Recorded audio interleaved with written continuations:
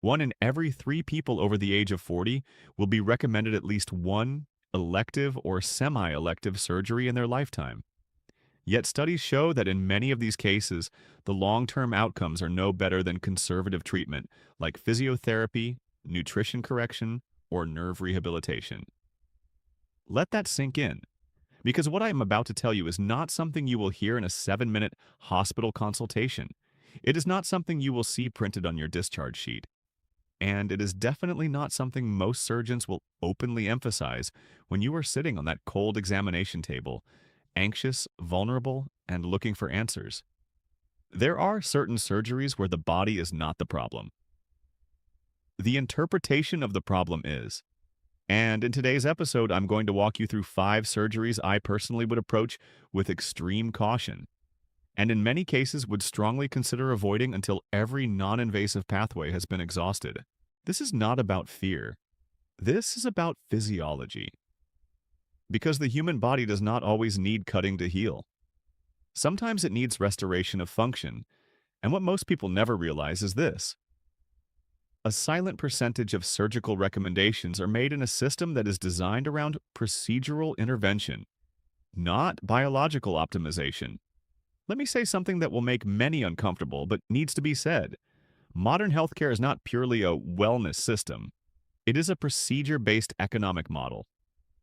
Now, before you misinterpret this does not mean doctors are unethical. Most are deeply committed professionals working under immense pressure, but the system they operate in rewards one thing more than anything else. Billable intervention. There are billing codes for surgery. There are billing codes for imaging. There are billing codes for prescriptions, but there is no billing code for rebuilding mitochondrial efficiency through lifestyle correction, restoring vagus nerve balance through non-invasive stimulation, reversing early fibrosis through metabolic intervention. And this creates a structural bias. Not intentional harm, but systemic direction. So when I say I would walk out if recommended this, I do not mean ignore medical advice blindly. I mean, nobody in a white coat is going to tell you this full biological story in a 12-minute appointment.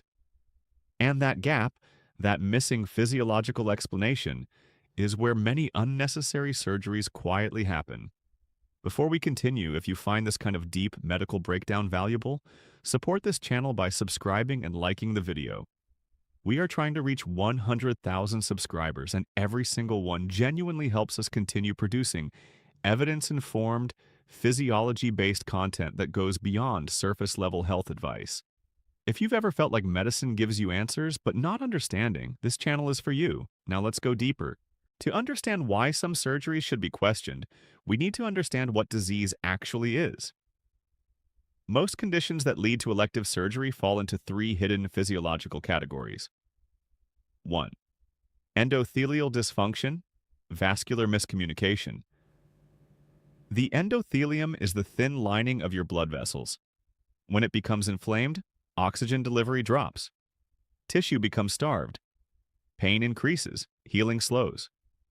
Many structural problems like joint pain are actually oxygen delivery problems. 2. Fibrosis, the body's protective scarring response. Fibrosis is not random damage. It is your body trying to protect itself. When inflammation becomes chronic, the body lays down collagen like cement. This is seen in liver fibrosis, joint stiffness, post-injury spinal changes. But fibrosis is often mistaken as irreversible damage requiring surgery.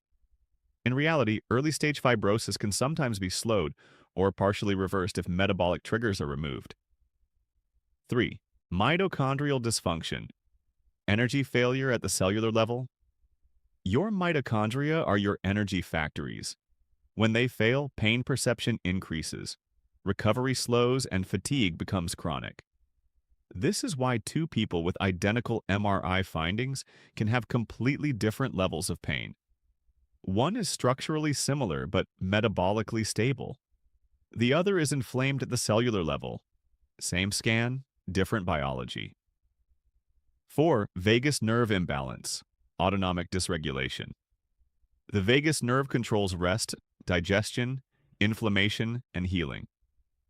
When it is suppressed due to chronic stress, sleep loss, or metabolic dysfunction, pain sensitivity increases, inflammation rises, healing slows dramatically. And here's the key insight. This is not a structural problem. It's a regulatory problem. Yet many of these cases are treated as surgical problems. Let's correct a dangerous misconception. Myth. If a scan shows damage, surgery is always the best solution. This is clinically false.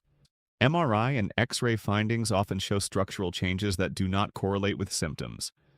For example, many people with disc bulges have no pain. Many people with severe knee arthritis walk pain-free. Many people with uterine fibroids never require surgery. This mismatch is called radiological overdiagnosis. In simple terms, your scan can look bad while your physiology is still compensating perfectly. And here's a critical truth. Pain is not always a damage signal. It is often a nervous system interpretation. This is not theory. This is documented physiological reality. Instead of giving you unsafe how to avoid surgery advice, I want to give you something far more powerful. A surgical decision protocol used before agreeing to any elective surgery. Step 1. The 30-day reversal window. Unless it is an emergency, bleeding, infection, organ failure, ask, can this condition be safely managed for 30 days without irreversible risk? During this time, anti-inflammatory nutrition, no processed oils, sugar reduction, daily 20 to 30-minute walking, physiotherapy-based movement. Step 2, the second opinion rule, always obtain at least one independent specialist opinion, preferably from a different hospital system. If both agree, then proceed with more confidence. Step 3, functional versus structural check. Ask your doctor, is my pain coming from structural damage or functional imbalance? If functional, surgery may not be primary solution. Step 4, conservative treatment. Trial minimum 4 to 8 weeks of physical therapy, 2 to 3 sessions weekly. Sleep optimization, 7 to 9 hours. Anti-inflammatory diet support, track symptoms daily. Step 5, risk versus benefit quantification. Ask, what happens if I do nothing for 3 months? If answer is nothing catastrophic, you have time. This is not delay. This is biological intelligence. Let me tell you about a patient I once worked with. We'll call him Daniel. Daniel was a 52-year-old office worker with severe knee pain. His MRI showed moderate to severe degeneration, and he was advised to undergo knee surgery. He was told, if you delay this, it will only get worse. But Daniel was hesitant. We didn't ignore the diagnosis. We analyzed it. Instead of rushing to surgery, he followed a conservative protocol: 25-minute daily low-impact cycling, anti-inflammatory diet adjustments, guided physiotherapy twice a week, weight reduction of 6 kilograms over 10 weeks.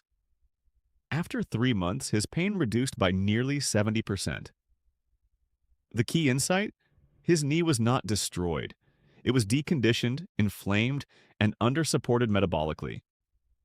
Surgery was still an option, but no longer urgent, and that changed everything. Now I want to understand your situation better. How old are you? Drop your age in the comments so I can tailor future content specifically to your physiology, risk profile, and recovery capacity. Because a 25-year-old body and a 65-year-old body do not respond to inflammation, injury, or surgery the same way. Let's bring everything together. Here are the key takeaways. Many conditions leading to surgery involve inflammation, not permanent damage. MRI results often exaggerate symptoms due to radiological overdiagnosis. The endothelium, mitochondria, and vagus nerve play. Major roles in pain perception surgery should be a last step, not a default assumption. Conservative therapy often changes outcomes significantly in early stages.